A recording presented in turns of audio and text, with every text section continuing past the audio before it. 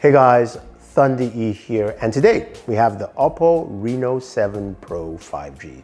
Now this is the latest Reno device from Oppo, and honestly it looks absolutely gorgeous. This is the Starlight Blue, comes in two colors. There's a blue and there's also a black.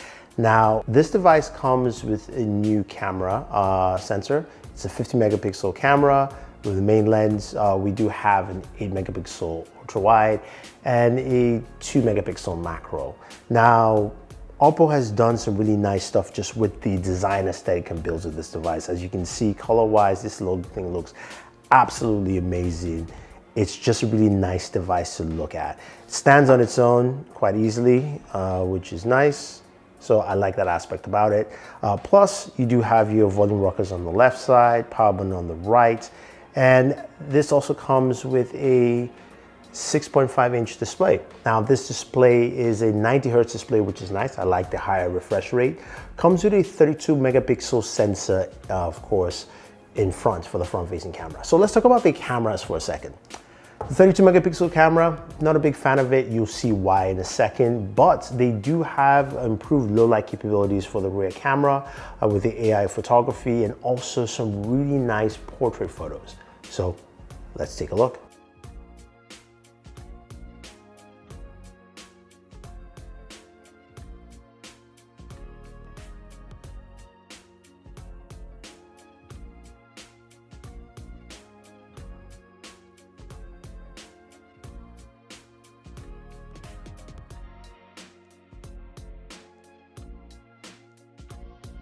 Cool, so there you have it. Those are the images from the Reno 7 Pro 5G, and I think they're pretty good, decent overall.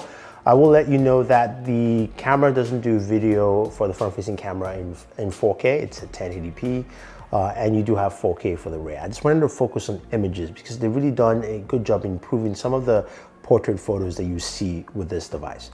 Now, as we take a look at this, again, that back is truly lovely, right? It has a really nice look to it. And this is because Oppo has done some really nice work in crafting this to be more unique than what you would expect. So they sent over this nice little board to kind of showcase what it does. Now, they've got different steps in basically the way the coating is done. These are not different layers. It's just more different steps of how they've actually got this done to get to this color at the end. So you've got the UV protective layer here at the very beginning to protect it under the Oppo Glow 2.0 glass. Then you've got the photoresistive layer here, again for UV photoresistive protection. Then you've got the chemical etching here where they soak it in the solvents, so it gets the glass covered with photoresistive exposure to light. And then finally, that last step here with the ever-changing colors, giving you the color that you have here. The unique thing about this is that this is a color that feels really nice. It's got this kind of matte finish to it. Doesn't showcase fingerprints, as you can see there on the camera housing, but on the back, it's just really nice and smooth. I absolutely love it. Now, as I mentioned, this has a 90 hertz display, which means, of course, we're going to do some gaming on there. But what kind of processor does it have? It's got the Dimensity 1200 Max processor, which is a nice processor, and you also have a 4500 milliamp battery. Now, how fast do you charge that? Well, it uses the SuperVOOC charger. I've got the European version here. 65-watt charge. You can give me some really fast times, which will aid, of course, into your gaming session. So we took a look at, of course, the games we like to look at standard, which, of course, is Call of Duty Mobile, PUBG, as well as also Genshin Impact. Now, Call of Duty Mobile ran well, 60 frames per second at max settings, and the game played pretty well, which was nice.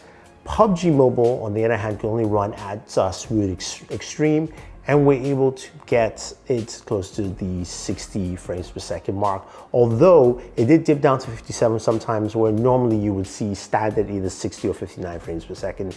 That's just something to take note. Now, of course, finally, we checked out Genshin Impact, and Genshin, we could run it on its normal settings, not the extreme, which is usually around 30 frames. We're getting 25 frames per second. So what does this mean? Is this a bad processor? No. It simply means that this is not built for gaming. A lot of that focus is on the camera AI features, but you can game on this device, and that's something that's nice. Just don't think of it as a gaming device, because that's just not what it's here for. Although it does have gaming features, by the way. When you power up your game, Once the game starts up, it loads up a game center, which is on the left-hand side of your screen, so you can swipe from left to right, allowing you to basically put the phone into game mode, which shuts off all notifications and you're focused on the game. You can also see your stats, so it gives you your FPS readings, your GPU and CPU temperatures, and of course percentage use. And then you can screen record and all that fun jazz in there. So you've got those capabilities built into this device. Now, what do I think of this device overall? I think it's a fun device. Now it depends on the price point. At this point in this video, I don't know the price because Oppo didn't give me the price. So once, of course, this video goes live, you guys will know how much it will cost. I would say if this is priced mid-tier, then this is a solid device overall. If it's anything higher, I would say maybe hold up for something else from Oppo. But I do like what they have to offer here, at least from what I'm seeing, that this is something that could be affordable for a lot of people and gives you some nice functionality. The one thing they definitely need to fix is that front-facing camera. The images there just make me look extra white and pasty, and I'm definitely not. Oh, it looks like I have super ashy skin. So there you have it. If you guys have any questions or any comments, let me know. Otherwise, don't forget to like, share, subscribe, and always enjoy entertainment.